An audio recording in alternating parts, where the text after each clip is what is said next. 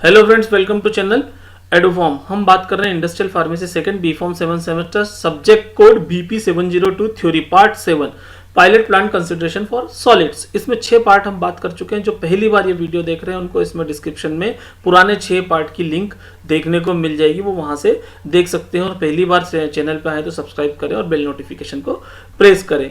Tablet जो हम बात कर रहे हैं यहाँ पर, टेबलेट कोटिंग और encapsulation of hard gelatin capsule, ये दोनों आज बात करेंगे और हमारा सॉलिड्स का पायलट प्लांट कंसिडरेशन खत्म हो जाएगा। टेबलेट कोटिंग की बात कर लेते हैं, उसमें क्या प्रॉब्लम आ सकती है, और एनकैप्सुलेशन ऑफ सॉलिड्स की क्या बात करते हैं। अब टेबलेट कोटिंग की यदि बात करते हैं तो टेबलेट और टेबलेट कोटिंग आप 5th सेमेस्टर में पढ़ चुके हैं। ये एक कोटिंग पान, इस तरह का कन्वेंशनल कोटिंग पान हर कॉलेज में देखने को मिलता है। अब टेबलेट कोटिंग की यदि बात करें तो पुराने जमाने में हम केवल एक ही कोटिंग जानते थे, जिसको हम बोलते थे शुगर कोटिंग। लेकिन टेक्नोलॉजी के एडवांसमेंट के कारण बहुत सारी टेक्नोलॉजी आई है, अलग अलग कोटिंग हम करते हैं। मेनली हम 3 तरह से कैटेगराइज करते हैं: शुगर कोटिंग, फिल्म कोटिंग और एंटेरिक कोटिंग। ये सब आप पढ़ चुके हैं। अब क्या क्या क्राइटेरिया होना चाहिए? Tablet must be sufficient to hard with to withstand the tumbling which they are subjected in either the coating pan और द कोटिंग कॉलम। जब हम कोटिंग पान और कोटिंग कॉलम में टेबलेट की कोटिंग करेंगे तो टेबलेट इतनी मजबूत होना चाहिए कि जब कोटिंग के समय वो घूमेगी तब वो ब्रेक ना हो। कुछ मटेरियल कैसे होते हैं कि जो कोर मटेरियल होता है वो हाइड्रोफोबिक नेचर का होता है। तो film coating with an aqueous system में require specially formulation of tablet core and और द कोटिंग सॉल्यूशन। हम फिल्म कोटिंग यहां पर करते हैं। अब film coating solution found to work well with a particular tablet in small lab coating pan में be totally unacceptable on a production scale. जो हम फिल्म कोटिंग करते हैं जो लैब पे, वो लैब के जो कंसिडरेशन होता है वो हम प्रोडक्शन में काम नहीं कर सकते हैं। This is because of increase pressure and abrasion to which tablets are subjected with the base size is large. अब क्या होता है, एब्रेशन यहाँ देखने को मिलते हैं, बेस साइज लार्ज हो जाती है। जब बेस साइज लार्ज हो जाती है तो चेंजेस आपको देखने को मिलेगा। लैब स्केल पे अलग इक्विपमेंट रहता है, लैब स्केल पे लोड कम रहता है, डिफरेंट टेम्परेचर और ह्यूमिडिटी की कंडीशन डिफरेंट रहती है। ठीक है, कोटिंग की ड्राइंग प्रोसीजर जो होती है वो एक अलग होती है। इसलिए आप जो फिल्म कोटिंग है उसके लिए थोड़ा सा आपको देखना पड़ेगा, जो आपका इन्वायरमेंटल कंडीशन प्रोडक्शन की है उसका आपको कंसिडरेशन देखना पड़ेगा। अब हम बात करते हैं स्केल ऑफ कंसिडरेशन की। तो सबसे पहले क्या बात करेंगे, load of the tablet in coating पान। लोड की हम हर बार ग्रेनुलेशन में भी हमने बात करी थी लोड की, कि लोड कैसा होना चाहिए। तो वही बात है कि कोटिंग पान में टेबलेट का लोड कितना है। बहुत ज्यादा टेबलेट तो नहीं, बहुत कम टेबलेट तो नहीं है। ऐसा नहीं है कि टेबलेट सॉल्यूशन ज्यादा है हमारे पास, कोटिंग सॉल्यूशन और टेबलेट कम है, और ऐसा नहीं है कोटिंग सॉल्यूशन कम है और टेबलेट बहुत ज्यादा है। लोड बहुत ज्यादा हो रहा है, वहां पर घूम नहीं रहा है ठीक से proper. Spray rate of the coating solution, जो आपका कोटिंग सॉल्यूशन है उसका स्प्रे रेट कितना है, कम या ज्यादा नहीं, इसको मेंटेन करना है। Quality of the solution required, जो आप सॉल्यूशन रह रहे हैं कोटिंग सॉल्यूशन, उसकी क्वालिटी क्या है। Volume of air used during coating, अब कोटिंग के टाइम पे आप कितना एयर यूज कर रहे हो, तो क्योंकि एयर से डिपेंड करेगा कितनी स्पीड से उसको हमको ड्राई करना है। अब बात कर लेते हैं हम equipment used. The standard coating पान, जो सब हमने देखा है कि सबसे कॉमन रहता है मकान, और किसी ने लैब में नहीं देखा हो तो मकान की जब छत बनती है, जुड़ाई होती है, तब वो बाहर एक पान घूमता रहता है जिसमें वो गिट्टी सरिया सब डालते हैं, सीमेंट वगैरह, और वो मटेरियल के बाहर निकलता है, वो हमारा स्टैंडर्ड कोटिंग पान है।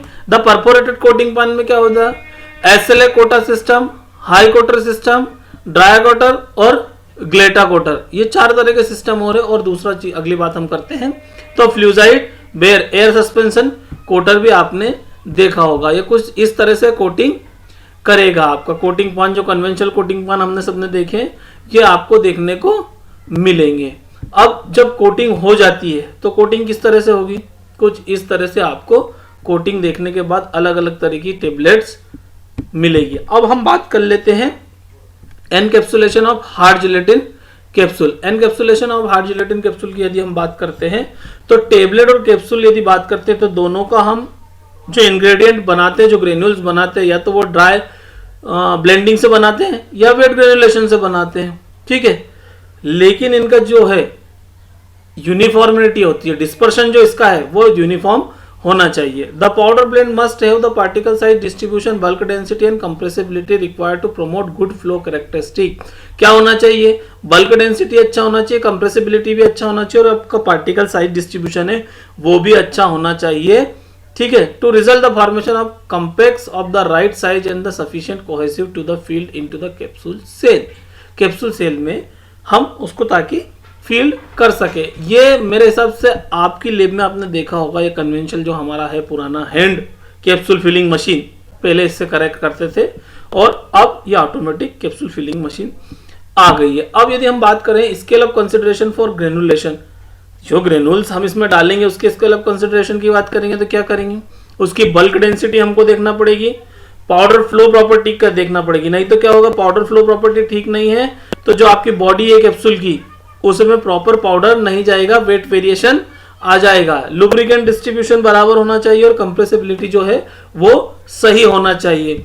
अब यदि हम बात कर लेते हैं scale of consideration for equipment and facilities, जो आप इक्विपमेंट यूज कर रहे हो उसमें और जो फैसिलिटीज आपके पास है, जो सराउंडिंग जो है जहां पर आप काम कर रहे हो वहां क्या क्या फैसिलिटी होना चाहिए। Size and type of equipment, ये आपको ध्यान रखना पड़ेगा। कैसे, किस किस चीज में, जो ब्लेंडिंग में यूज हो रहा है, ग्रेनुलेशन में यूज हो रहा है, ड्राइंग, साइजिंग और लुब्रिकेशन में जो इक्विपमेंट यूज हो रहा है उसका साइज और टाइप किस टाइप का है। ठीक है, दूसरी बात हम क्या करेंगे, size and type of equipment used for encapsulation.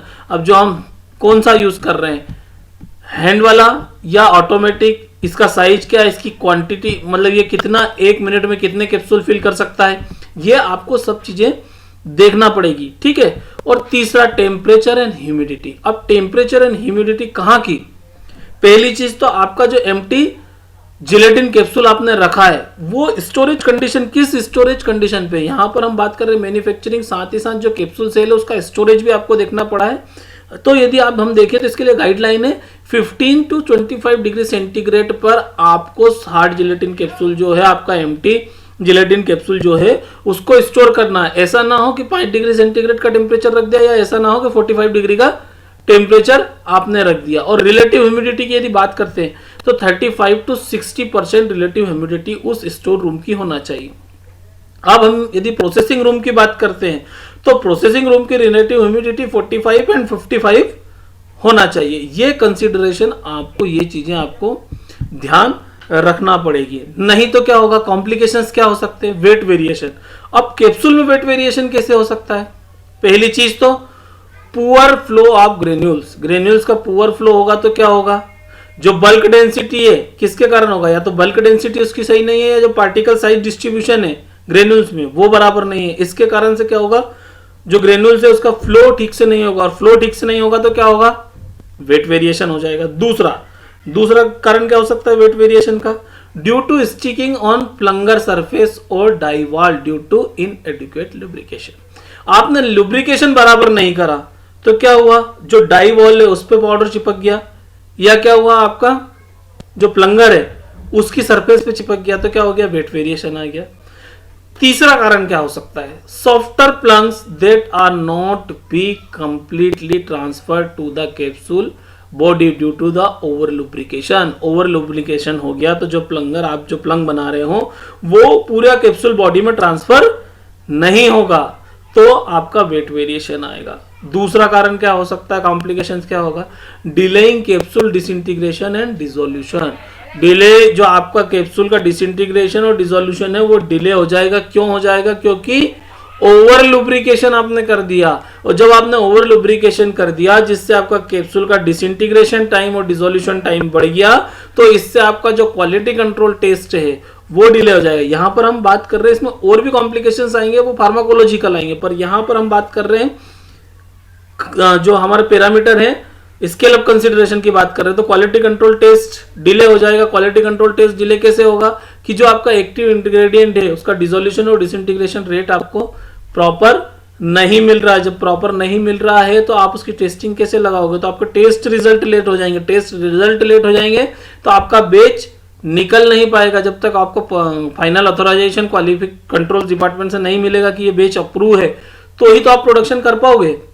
इसलिए ये प्रॉब्लम क्रिएट कर सकता है। दूसरा, change in capsule quality. Capsule की क्वालिटी कैसे चेंज हो सकती है, लो ह्यूमिडिटी मेक कैप्सूल ब्रिटल। यदि ह्यूमिडिटी कम हो गई तो आपके ये क्या करेगी, कैप्सूल को ब्रिटल बना देगी, जिससे आपका कैप्सूल जल्दी टूट जाएगा। और हाई ह्यूमिडिटी क्या कर देगी, इसके कारण कैप्सूल मॉइस्चर एब्जॉर्ब कर लेगा, और मॉइस्चर एब्जॉर्ब कर लेगा तो क्या होगा, कैप्सूल फूल जाएगा, स्वेल हो जाएगा। इस कारण से इनएडिक्वेट फिलिंग होगी और केपिंग, जो आप केप लगाते हो कैप्सूल का, वो नहीं लगा पाओगे। ठीक है, रेफरेंसेस लेकमैन और गूगल। ये हमारा सॉलिड के लिए स्केल अप कंसिडरेशन खत्म हो चुका है यहाँ पर, द एंड। अब हम लिक्विड के बारे में पायलट प्लान कंसिडरेशन पढ़ेंगे। Thank you.